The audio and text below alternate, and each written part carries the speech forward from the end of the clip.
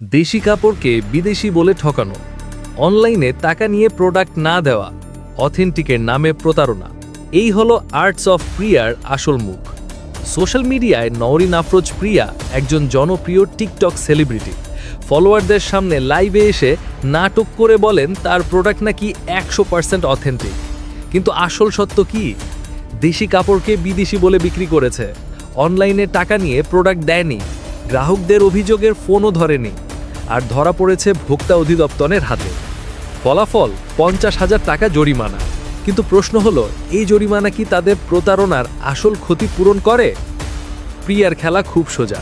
টিকটকের খ্যাতি ব্যবহার করে ফলোয়ারদের বিশ্বাস অর্জন, লাইভে এসে অথেন্টিক প্রোডাক্ট বলে আকাশ বাতাস কাঁপানো, কাস্টমারের কাছ থেকে টাকা নিয়ে গায়েব হয়ে যাওয়া, আবার ভুয়া বিদেশি ট্যাগ দিয়ে দেশি প্রোডাক্ট বিক্রি।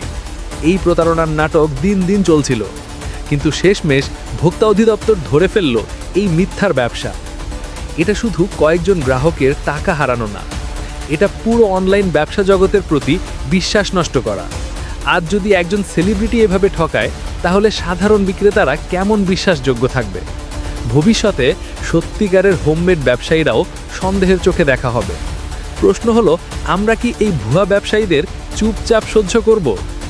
সবচেয়ে ভয়ঙ্কর ব্যাপার হলো, যখন ধরা পড়েছে তখনও তারা অজুহাত দিচ্ছে। মিডিয়া এসে বলছে, আমরা তো কাউকে ঠকাইনি। তাহলে গ্রাহকরা কি মিথ্যা বলছে?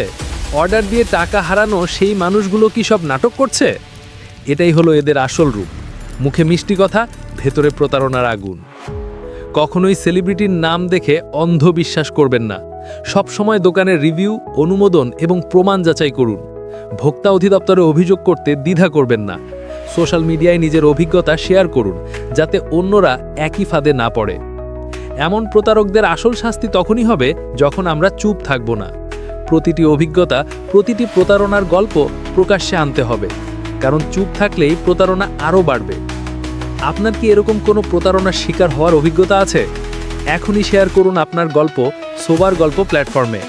আপনার কণ্ঠ হতে পারে অন্যের জন্য সতর্কতার অ্যালার্ম, আর সিরা স্টোরি টেলাররা পাবেন এক্সাইটিং রিওয়ার্ডস। মনে রাখবেন, আপনার গল্প চুপ থাকলে প্রতারণা চলতে থাকবে, কিন্তু বললে অন্য কারো টাকা ও বিশ্বাস বাঁচাতে পারবেন।